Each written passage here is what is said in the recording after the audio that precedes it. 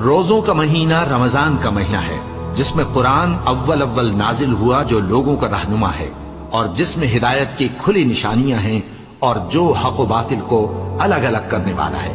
تو جو کوئی تم میں سے اس مہینے میں موجود ہو چاہیے کہ پورے مہینے کے روزے رکھے، اور جو بیمار ہو یا سفر میں ہو تو دوسرے دنوں میں روزے رکھ کر ان کا شمار پورا کر لے۔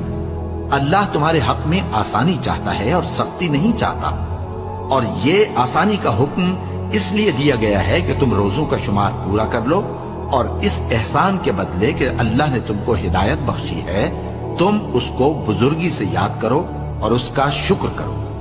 شہر رمضان الذی انزل فیہ القرآن ھدی للناس وبینات من الھدی والفرقان فمن شہد منکم الشہر فلیصم۔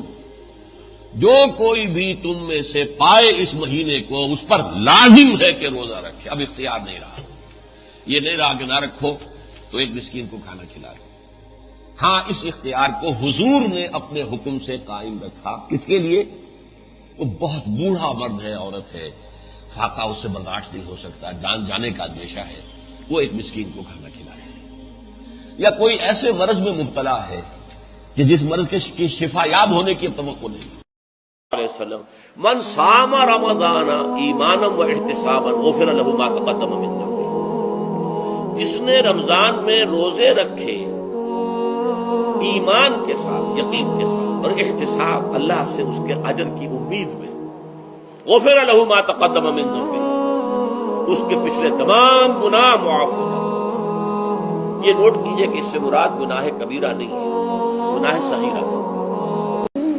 تسحروا فإن في السحور برکۃ، سحری ضرور کیا کرو، اور یہ در حقیقت برکت کا ذریعہ ہے۔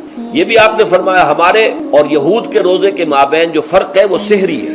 یہ سحری، چونکہ روزہ جو ہے وہ فجر سے لے کر اور غروب آفتاب تک، طلوع آفتاب سے نہیں، فجر سے، جبکہ وہ سفیدہ سحر جس کو ہم کہتے ہیں نمودار ہو جائے۔ طلوع آفتاب تو ابھی 1.5 گھنٹے بعد ہوگا، لیکن اس وقت جو ہے روزہ شروع، غروب آفتاب پر ختم۔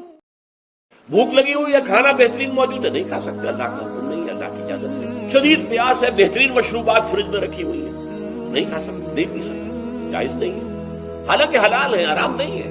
یہ پابندیاں نفس کے اوپر لگانا، یہ ایک مشق، یہ ایک ریاضت ہے۔